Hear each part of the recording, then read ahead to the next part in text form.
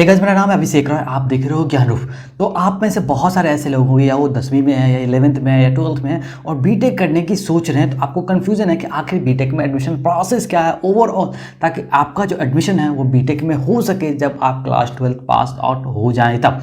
तो आज के इस वीडियो में मैं आपको बीटेक एडमिशन प्रोसेस के बारे में A to Z इन्फॉर्मेशन देने वाला हूँ। अलग अलग एंट्रेंस एग्जाम के बारे में बात करेंगे, डायरेक्ट एडमिशन के बारे में बात करेंगे, मैनेजमेंट कोटा के थ्रू एडमिशन के बारे में बात करेंगे, क्लास 12 के मार्क्स के बेसिस पे कैसे एडमिशन मिलता है। ये सारे इंपॉर्टेंट बात जो है ना इस वीडियो में मैं आपको बताने वाला हूँ। और हाँ, आपको अगर बीटेक के बारे में इन्फॉर्मेशन नहीं है कि बैचलर ऑफ टेक्नोलॉजी क्या कोर्स होता है या बीई बैचलर ऑफ इंजीनियरिंग क्या कोर्स होता है, इसमें डिफरेंस क्या है, तो आप कमेंट सेक्शन में जरूर कमेंट करना। अगला वीडियो में डिटेल्ड वीडियो जो है बीटेक कोर्स के ऊपर बना दूंगा। यहाँ पे मैं स्पेसिफिकली एंट्रेंस एग्जाम और बीटेक एडमिशन के बारे में ही आपको बताने वाला हूँ। तो सबसे पहले बात करते हैं कि वो कौन कौन से प्रोसेसेस हैं जिसके थ्रू आप जो है बीटेक में एडमिशन ले सकते हैं। तो नंबर 1 प्रोसेस क्या है कि एंट्रेंस एग्जाम दो और उसके बेसिस पे आप बीटेक कॉलेजेस में एडमिशन पा सकते हो। ये तो नंबर 1 हुआ।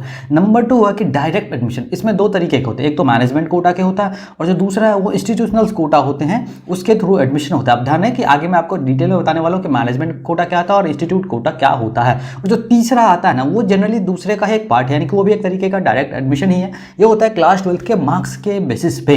तो ये तीनों ही प्रोसेस में डिस्कस करने वाला, एंट्रेंस एग्जाम का, डायरेक्ट एडमिशन का और क्लास 12 के मार्क्स के बेसिस पे कैसे आपको एडमिशन मिलेगा। तो हमारा पहला पॉइंट ये है कि एंट्रेंस एग्जाम के बेसिस पे आपको बीटेक में एडमिशन मिलता है। अब बात करते हैं कि किस तरीके के एंट्रेंस एग्जाम्स होते हैं। तो जो नंबर 1 है वो है नेशनल लेवल के एंट्रेंस एग्जाम। इसमें क्या होता है, ये पैन इंडिया बेसिस पे कंडक्ट कराए जाते हैं और इंडिया भर के स्टूडेंट्स इसमें अप्लाई करते हैं। इसमें जैसे जेई मेन का हो गया या सीयूईटी का हो गया, या जेई मेन के बाद का जो अगला स्टेप है जेई एडवांस उसका हो गया। ये जो एग्जाम्स है ना ये सब के सब ऑल इंडिया लेवल पे कंडक्ट करे जाते हैं, तो इसको नेशनल लेवल का एंट्रेंस एग्जाम बोलते हैं। दूसरा होता है स्टेट लेवल का एंट्रेंस एग्जाम, जो एक स्टेट जो है कंडक्ट करती है अपने यहाँ के स्टूडेंट्स को बीटेक में एडमिशन देने के लिए, और जहाँ पे डोमिसाइल नहीं होता वहाँ दूसरे स्टेट वाले भी अप्लाई कर देते हैं। तो जैसे हो गया महाराष्ट्र सीईटी का जो अपना स्टेट का एंट्रेंस एग्जाम होता है, डब्ल्यूबी का हो गया यानी कि वेस्ट बंगाल का हो गया, कॉमेड के हो गया कर्नाटका का, आंध्र प्रदेश का ही ऐसा होता है, और भी अलग अलग स्टेट्स के होते हैं। हालांकि उत्तर प्रदेश और बिहार जैसे स्टेट्स ने अब खत्म कर दिया अपने यहाँ जो कंडक्ट करते थे वो स्टेट लेवल के एंट्रेंस एग्जाम। अब वो सबके सब जेईई मेन के स्कोर के बेसिस पे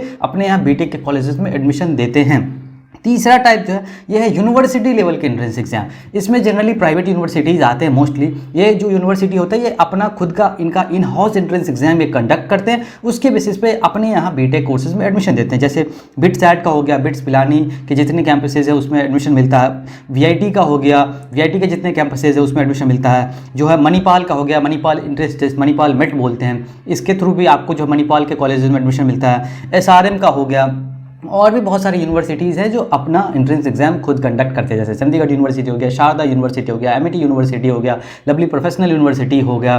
तो इस तरीके के यूनिवर्सिटी बेस्ड एंट्रेंस एग्जाम के थ्रू भी आप बीटेक में एडमिशन पा सकते हैं।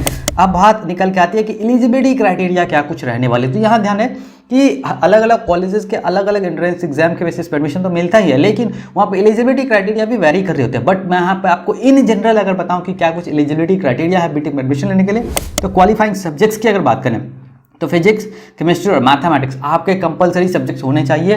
95% चांसेस हैं कि आपको बीटेक में एडमिशन मिल जाएगा। अगर ये 3 सब्जेक्ट्स हैं तो आप सब्जेक्ट्स के बेसिस पे क्वालिफाई कर जाएंगे। क्वालिफाइंग मार्क्स की बात करो, अगर आप जनरल या ओबीसी कैटेगरी के कैंडिडेट हैं तो मिनिमम एग्रीगेट 60 to 65% मार्क्स आपके पास होने ही होने चाहिए। हालांकि बहुत सारे ऐसे कॉलेजेस हैं जहाँ पे 75% क्राइटेरिया भी है, लेकिन मैं आपको इन जनरल बताता हूँ अगर इतना मार्क्स है, मान लीजिए कि अगर आपका 65% एग्रीगेट मार्क्स है और इंडिविजुअली फिजिक्स, केमिस्ट्री, मैथमेटिक्स में 60% मार्क्स है ना, तो आप बहुत ही ज़्यादा कॉलेजेस में एडमिशन के लिए एलिजिबल हो जाते हैं। आपके चांसेस जो है वो बहुत ही हाई हो जाता है एडमिशन के लिए। वहीं पे बात करें जो रिजर्व कैटेगरी होते हैं एससी, एसटी या पीडब्ल्यूडी कैटेगरी में मिनिमम देखा गया है कि 5% का रिलैक्सेशन मिलता है बहुत हो जगह पे। तो 5% मतलब ये है कि मान लीजिए कि जनरल या ओबीसी कैटेगरी में 60% का मार्क्स है तो इनको 55% लगेगा। अगर जनरल कैटेगरी में या ओबीसी कैटेगरी में 65% मार्क्स मांगा जा रहा है तो एससी, एसटी और पीडब्ल्यूडी कैटेगरी में 60% ही रहेगा, यानी कि 5% का यहाँ पे आपको छूट मिल जाता है अगर आप एससी, एसटी या पीडब्ल्यूडी कैटेगरी से आते हैं। तो अब बात आता है कि एडमिशन का प्रोसेस क्या है एंट्रेंस एग्जाम के बेसिस पे अगर आप एडमिशन लेते हैं तो मेनली इसके 5 स्टेप्स है। नंबर 1 कि आपको एंट्रेंस एग्जाम में अप्लाई करना है, वेरियस अलग अलग एंट्रेंस एग्जाम में अप्लाई करना है। नंबर 2 प्रोसेस क्या है कि आपको एंट्रेंस एग्जाम देना है, उसके बाद आपका रिजल्ट आ जाएगा, उस रिजल्ट में स्कोर और रैंक आपको दिया जाता है, उसके बेसिस पे। नंबर 4 क्या है कि आपको काउंसलिंग कराना होता है और उसी काउंसलिंग में जो आपको सीट अलॉट कर दिया जाता है आपके जो प्रेफर्ड कॉलेज होते हैं उसमें। अब नंबर 5 क्या होता है कि वो सीट आपको एक्सेप्ट करना पड़ता है। तो सीट एक्सेप्ट करने के लिए आपको जो है वहाँ पे फ़ी पेमेंट करना पड़ता है, तभी जा करके आप वो सीट जो एक्सेप्ट कर पाएंगे जो आपको काउंसलिंग के थ्रू मिला है। अब बात आती है कि सीट एक्सेप्ट करने के टाइम आपको फ़ी तो पेमेंट करना ही करना है, साथ ही आपको डॉक्यूमेंट भी प्रोड्यूस करना है कॉलेज में फिजिकली। तो अब बात कर लेते हैं कि कौन कौन से डॉक्यूमेंट्स जो है वो रिक्वायर्ड होते हैं बीटेक एडमिशन के लिए। यहाँ पे एक डिस्क्लेमर ये दे दूँ कि कुछ एक कॉलेजेस और यूनिवर्सिटीज ऐसे हैं वो अपना स्पेसिफिक डॉक्यूमेंट्स भी मांगते हैं, बट यहाँ पे मैं आपको इन जनरल डॉक्यूमेंट्स बता रहा हूँ जो लगभग हर जगह मांगे जाते हैं। इसके अलावा कुछ कोई एक्स्ट्रा मांग ले तो वो यूनिवर्सिटी के वेबसाइट से आपको कंफर्म करना पड़ेगा, ये यूनिवर्सिटी अथॉरिटी आपको बताएगी। तो यहाँ पे डॉक्यूमेंट्स की बात करो तो आपका 10th ग्रेड यानी कि 10th क्लास का मार्कशीट चाहिए होता है, 12th का आपका मार्कशीट चाहिए होता है, एंट्रेंस एग्जाम का जो स्कोर कार्ड आपको मिला होता है वो होता है, उसके बाद आपका कैरेक्टर सर्टिफिकेट चाहिए होता है, वहीं पे कास्ट सर्टिफिकेट चाहिए होता है। अगर आप कास्ट सर्टिफिकेट तभी जरूरत पड़ेगा जब आप उस पार्टिकुलर में फॉल करते हैं। मान लीजिए कि आपने जो है ईबीसी कैटेगरी में डाला हुआ है तो वहाँ पे जो है आपको ये लगने वाला है। उसके बाद आता है domicile certificate. Generally domicile certificate जो स्टेट लेवल के एंट्रेंस एग्जाम होते हैं उसके काउंसलिंग के थ्रू जो आपको कॉलेज मिला होता है वहाँ पे जनरली मांगा जाता है। उसके बाद आपको एक पासपोर्ट साइज आपका फोटोग्राफ लगेगा, आपका आधार कार्ड लगेगा या कोई भी आईडी प्रूफ लगेगा जो गवर्नमेंट की तरफ से वेरीफाई करा गया, फिर आपका एक मेडिकल सर्टिफिकेट लगेगा और इनकम सर्टिफिकेट भी लग सकता है। अगर आप ओबीसी एनसीएल जैसी कैटेगरी में आते हैं या ईडब्ल्यूएस जैसी कैटेगरी में आते हैं तो आपको इनकम सर्टिफिकेट भी देना पड़ेगा। ध्यान रखिए जो पीडीएफ आप देख रहे हैं ना ये आपको मिलेगा मेरे टेलीग्राम चैनल पे। तो ज्ञानरूप सर्च करना टेलीग्राम पे, लिंक जो डिस्क्रिप्शन में भी है, ज्वाइन कर लो, वहाँ पे आपको पीडीएफ मिल जाएगा।